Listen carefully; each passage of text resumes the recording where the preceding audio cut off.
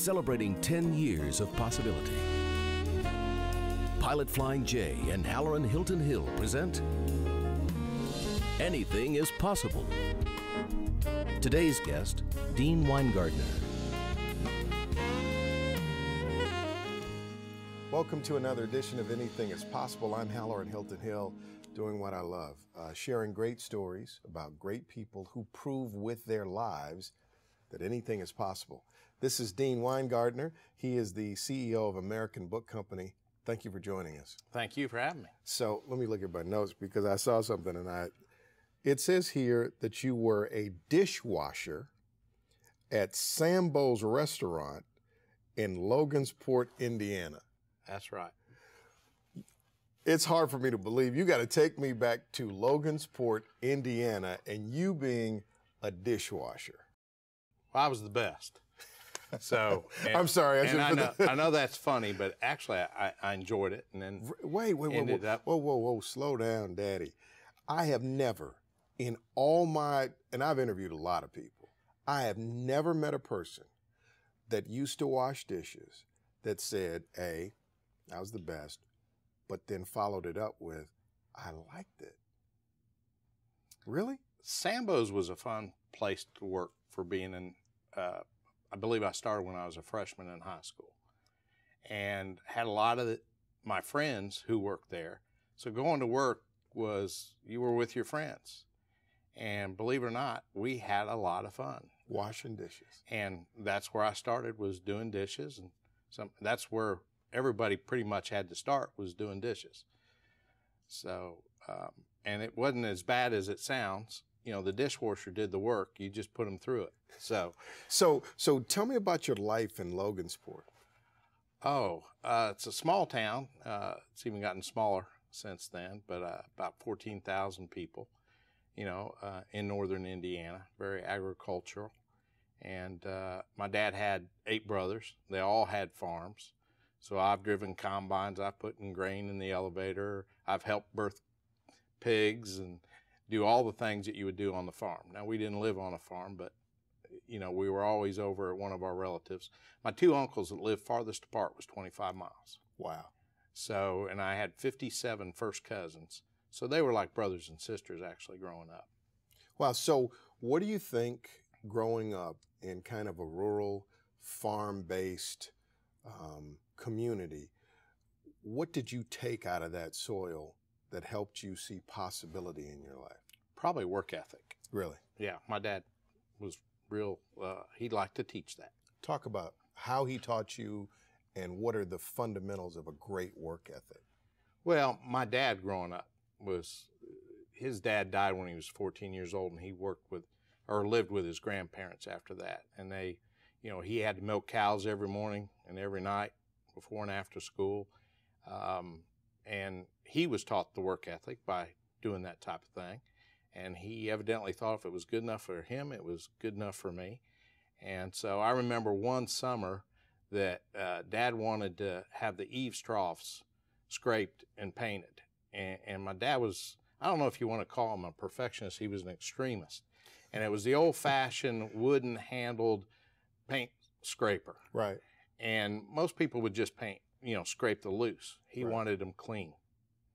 And I think it took me 3 months to do it. Now, I don't know if he wanted them clean or just wanted to give me something to do for the summer to keep me out of trouble. Right. But, you know, I every time I see an eaves troughs now, it sends a shiver down my spine. But he was trying to teach you something with that. Oh, definitely. Definitely. What was that? Just the work. He thought when you're young, you should be taught to work hard, do what you're told, even if it doesn't make a lot of sense. And, you know, I didn't always take it well. I would say, come on, Dad, I got all the loose stuff off. Right. And he'd say, well, that's not good enough. I want it all off. And so you sit there and bang with this wooden scraper on the eaves troughs till you got it all done. But it was rewarding. You know, once it was done, you got it all off and you painted it, you know, there was some warm, fuzzy feeling to it. Wow. Tell me about your mom, your brothers and sisters, your whole family. Well, I have 2 sisters. One passed away when I was 8 years old. She was 10. And I think she was like a second mother to me. I don't remember a lot of it, but in every picture that I'm in, you know, before the age of 8, she's right there. So I think we were kind of tied at the hip. And then I have a sister who's 2 years younger than I am, Michelle, lives in Petersburg, Virginia. And then I have a brother who lives up in Anderson County, that's 4 years younger than I am. My mom stayed at home sometimes. She worked in a factory for a while, then became an Avon lady and was just a tremendous, tremendous Avon lady. And I think I'm much more like my mother than I was my father. I think my mother had that sales ability and she had work ethic too. I mean, she was a worker. She knew how to go after, but she had to go after, but she had the people thing too. Yes, she did. Yeah. My dad was a railroader. He worked on the railroad. So now, did you have big ambitions as a young guy? No. In fact, you know, thinking about coming on the show, anything is possible. This segment should be called The Most Unlikely. I feel like I'm a modern day Gideon. I was the least of the least. I didn't do well in school. I sure wasn't an athlete. But I guess I had that work ethic. And really, when I look back at my life, I would have probably been voted in high school the one most likely not to succeed. Really? Yeah. Why? I got fired from McDonald's as a kid. Now, there was some good reasons that happened, and it wasn't necessarily my fault, but I got caught in the middle of something. But I really wasn't that successful as a child. You know, you read other people books and stuff, and it seemed like they always, you know, were successful as a child and stuff like that. I was the opposite. But somewhere in my life, and I have, you know, when I accepted Christ, I think my life changed. That's where your turning point was. And I think after that, for whatever reason, God blessed me. And then everything I did became successful for the most part. Wow. Well, this is going to be a great story. Dean Winegardner is my guest on Anything is Possible today. You said you would count yourself as most unlikely to succeed. Correct. And that would be BC. Right. Right, okay. We'll talk more about AD, the AD version of you, coming up in just a moment. It's Anything is Possible. Possibility powered by Pilot Flying J, Covenant Health, Home Federal, and the Knoxville News Sentinel. Coming up. Oh, I think at the bank I was making $26,000 a year, you know, working at the bank, and I could easily make $1,000 to $3,000 on the weekend at the flea market. Welcome back to Anything is Possible. I'm Halloran Hilton Hill, and my guest is Dean Winegardner. He's the CEO of American Book Company. So you saw yourself as, I know you said when you read books about people who've been successful, typically that spark of success shows up when they're a kid. No sparks when you were a kid. Not many. I had a little advertising business when I was in high school. I know when I was 8 years old, and this is kind of a funny story, I started making pot holders to sell to the neighbors. And I was probably between 6 and 8 years old, somewhere in there.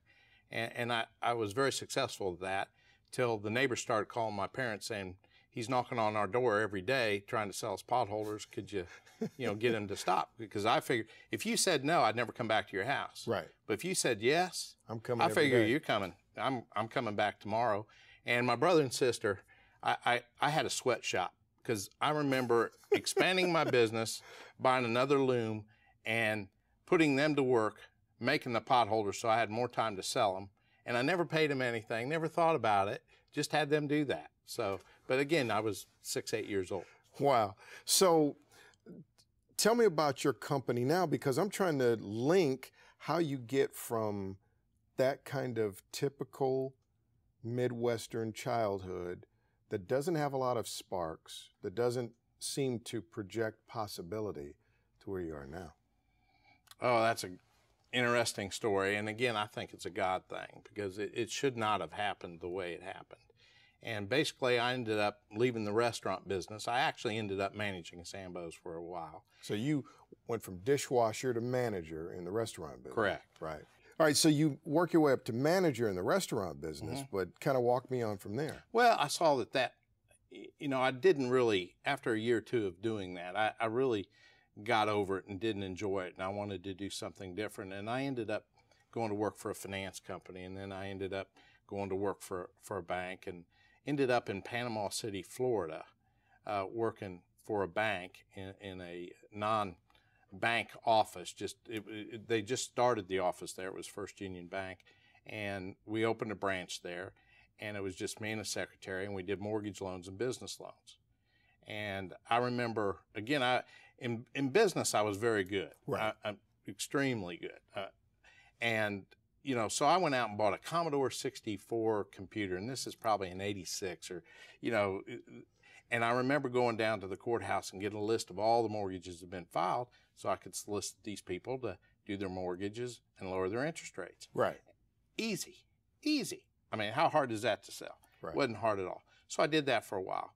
Well, First Union at some point decided they were more interested in buying banks than making loans.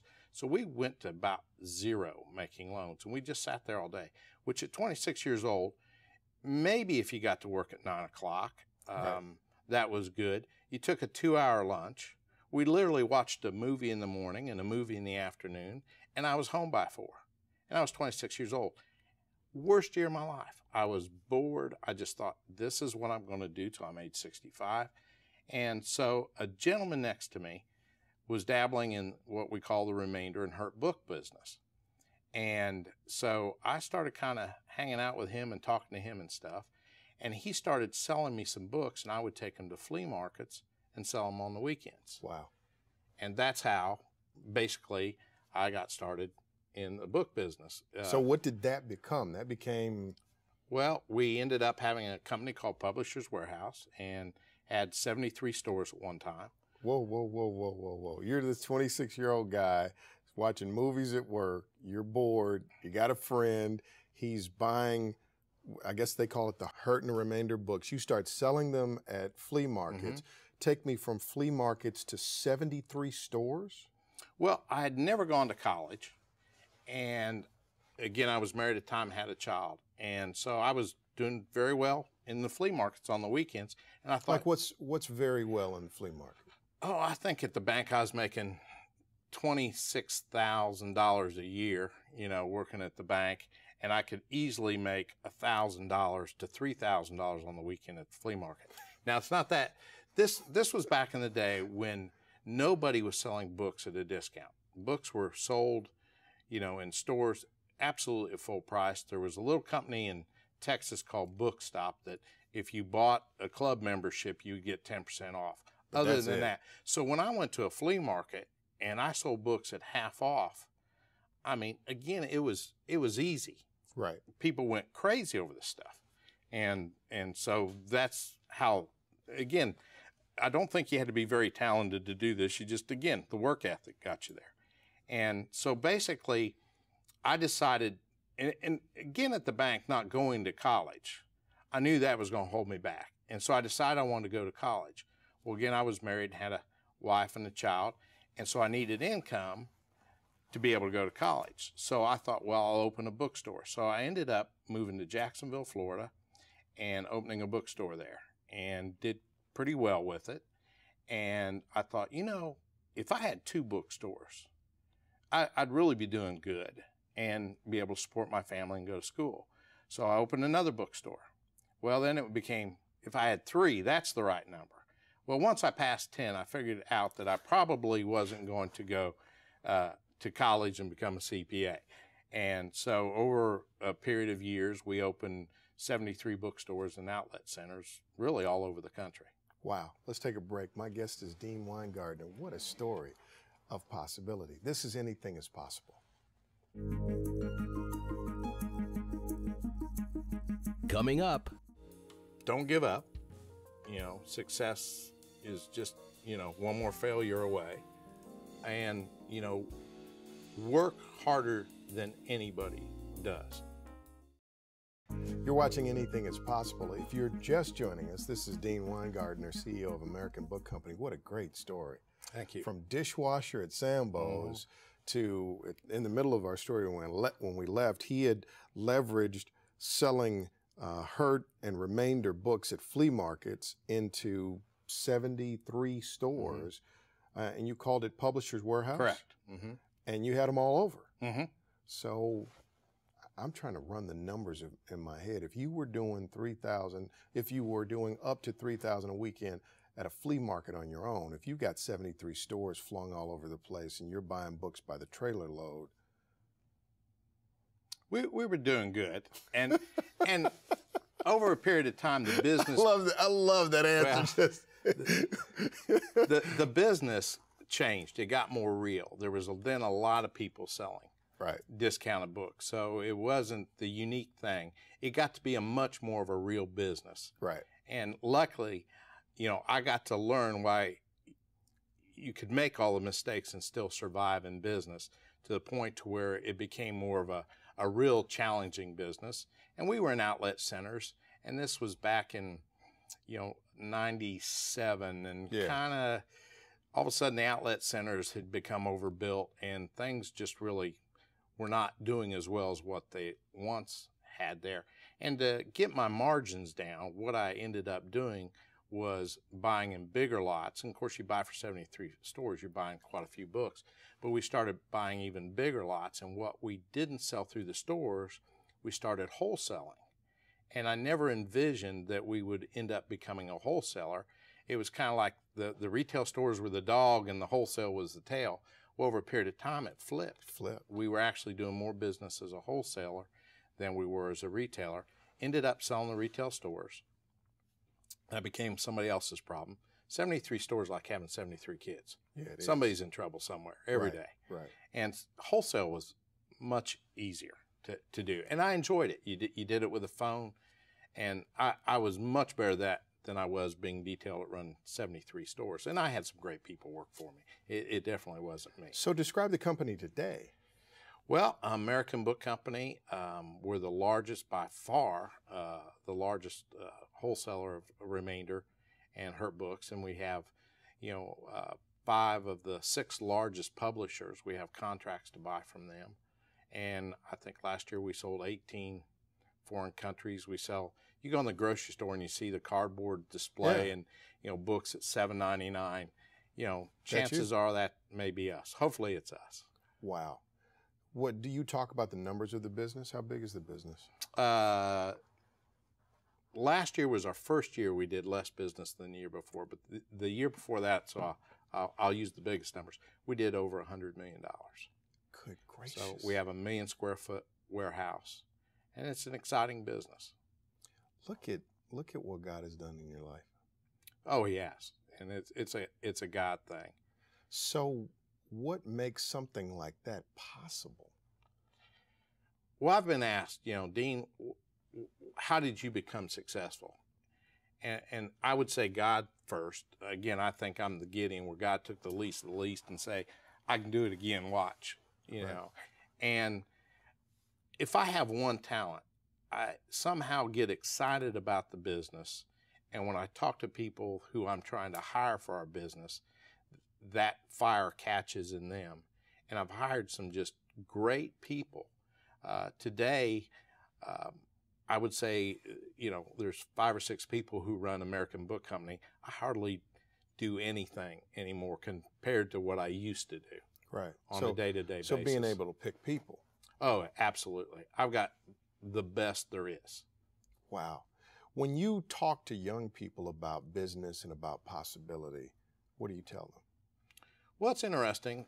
I've been able to share my stories with some people who maybe have, hit the wall a few times. And I can say, well, let me tell you where I come from.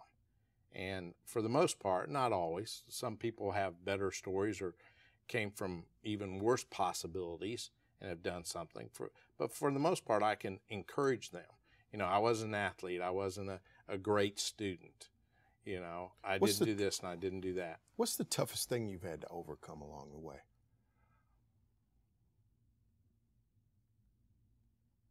Sometimes the competition. Really? Yeah. I sold the business, the bookstores, to a gentleman that worked for me. And within a couple of years, he didn't do a good job. Now, he did a great job for me, working for me. But once he became his own boss, it didn't work out very well. I actually had to take that company back and rebuild it. And we had to close stores. We had to do this. And that was, it was very rewarding, because it's one thing to build a business and have that excitement of a business being built. But when it kind of then catches on fire and burns down, and you have to go in there and make tough decisions, hard decisions, and it's not fun, and you build that business back, that's probably the most rewarding but hardest thing I've ever done. If you were talking to a young person that might be watching this, or a person in the middle of their life, and they're trying to make that decision to live the possibility that's in their life, what advice would you give them? Don't give up. You know, success is just, you know, one more failure away. And, you know, work harder than anybody does. And I think, again, that work ethic. You know, there's times that I've literally slept in my car. Now, this is years ago when I first started, but I used to rent a Lincoln Town car, and I would throw a pillow and a blanket in the back. And my first stores that I had, first 9 stores, were in Florida, and I'd moved to Knoxville. And I used to get in that car and drive Florida, and I used to literally sleep in my car, and because I only sleep maybe 4 hours and hit the next store. And I used to take showers at the truck stop. And so I was willing to do whatever it takes, work as hard as it took. And I think I had a tremendous fear of failure. And that drove me hard. So when you scroll back to Logansport, Indiana, and chipping that drive that your father deposited in you has taken you all the way. Yeah, and I would say again, my father probably taught me the work ethic. My mother probably had the drive, and I probably inherited that from her. So it's the commingling of those two things, passion and work ethic. Wow, that's an incredible story. Yeah, thank you for being here today. Thank you. You do prove that anything is possible. Thank you. We got a few dishes we want you to wash. Sure. We'll see you next time.